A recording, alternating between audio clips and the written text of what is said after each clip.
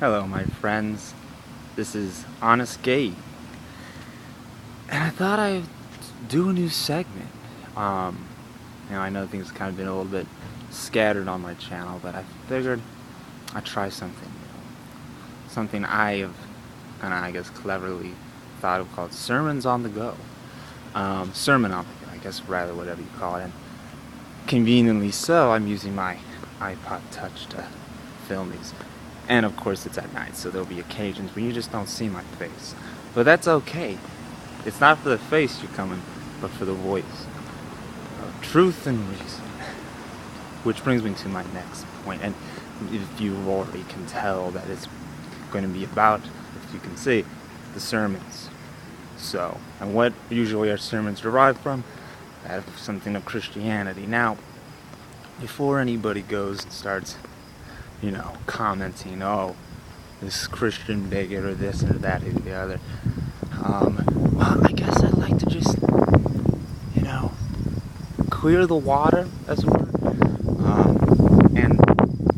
I'm not among perhaps the main grind of the Christian movement. Not to say I'm like some anarchist or some rebel rouser of any sort, far from it.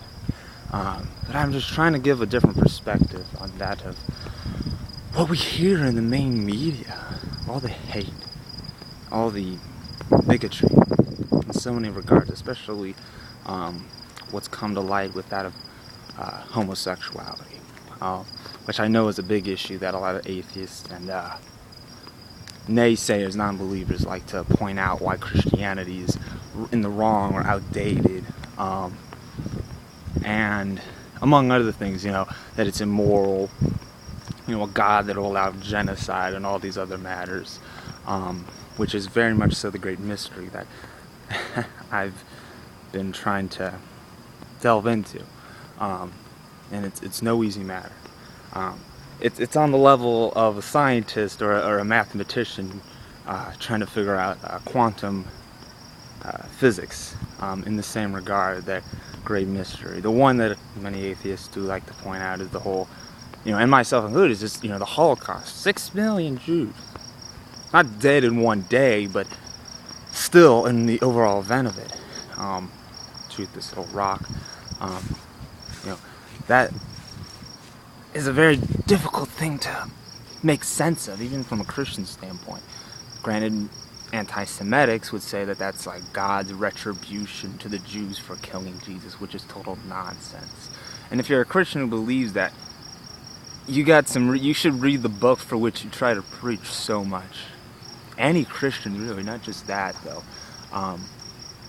There's so much that we preach. I don't know. I'd like to go to these sermons that proclaim all these things about homosexuality is a total sin, or that all these other things that have been coming to the light. Ironically, you can't see my face, but the point is, I could spend quite a bit of time as to why homosexuality, perhaps even if it is a sin, which even in that regard, our stance on how we would have treated homosexuals is completely not how we should. God, Paul, the apostles, they speak on many occasions how we should love our brother and sister as ourselves, not condemning, for God does not approve of man's hate, does not make a man righteous in God's eyes. And yet, time and time again, we have shown hate and contempt towards homosexuals. It's proclaiming, oh, they're going to hell. Oh, as if we, oh, ye hypocrite, well, we know better. Have we not sinned in our times? No, we have. And because of that, we have all fallen short of the glory of God, as Paul has proclaimed in Romans, as we like to proclaim so eloquently on so many other occasions. But this, but homosexuality, that just total, those other things that we do, that'll be okay. God will brush that aside. But that homosexuality, that's just the ultimate unforgivable sin, as if that's just total nonsense. I'm sorry, it is.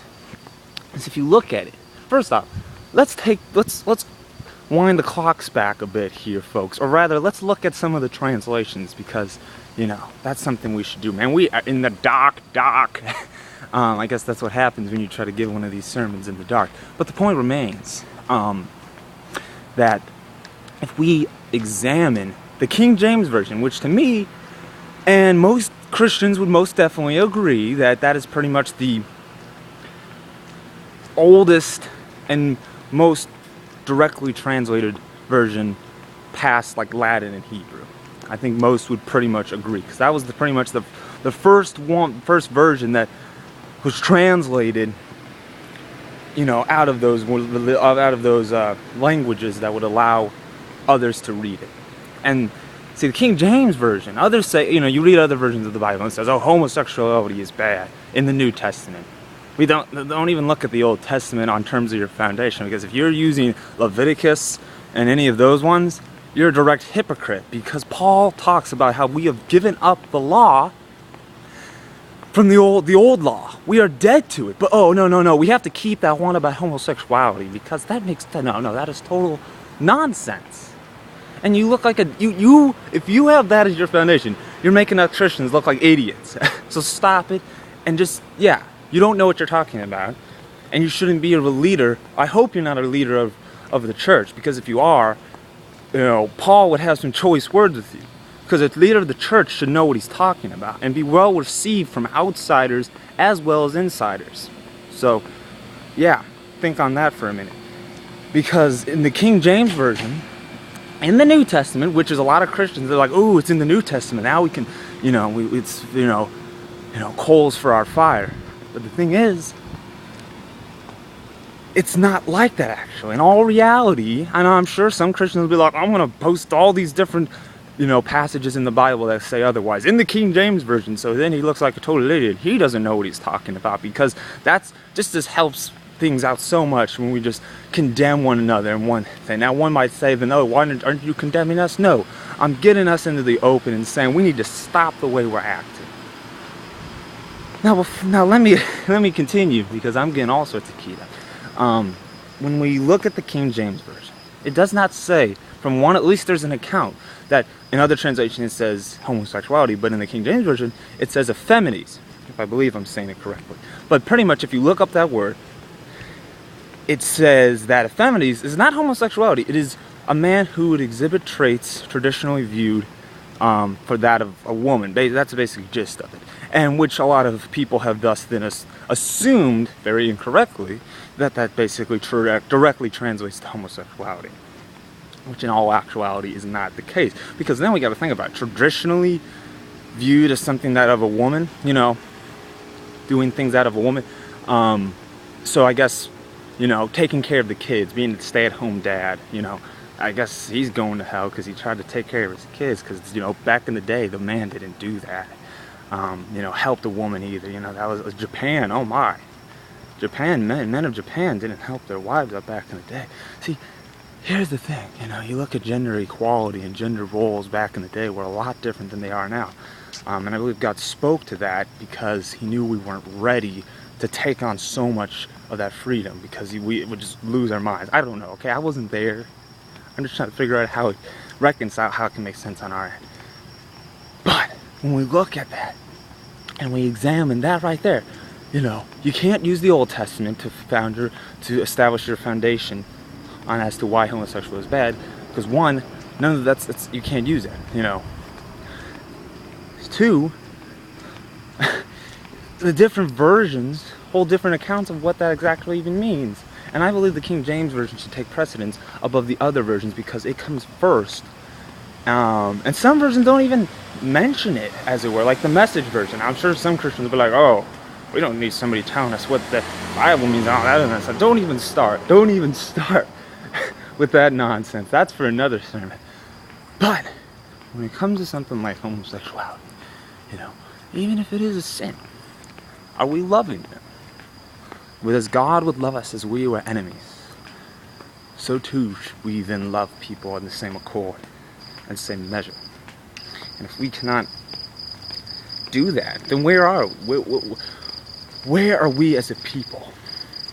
You know, we have lost our way. If this is why, because we've lost our way to mega churches and other things that with all their power and all their influence, they should be doing so much more. And yet we find ourselves constantly squabbling over the simple nonsense. It's not right for us. It's not right for what everything has happened. You know, the apostles, Jesus, they didn't do what they did for us to act like the way we do. You know, treating Christianity as an addition to our lives and not a foundation. You know, that's what it is. And if you can't establish that, that's what you have to do. You have to establish that as a foundation. And hating people, you know, don't give me the I hate the sin and not the sinner, because all too many times that's become one and the same, I find. Don't hate, just don't hate, just love. Let love conquer it all. If you haven't read 1 John, I'd give it a read, because it talks much on how we should love one another, especially 1 John 4. That whole chapter is just jam-packed with goodies. But that's my take on the matter.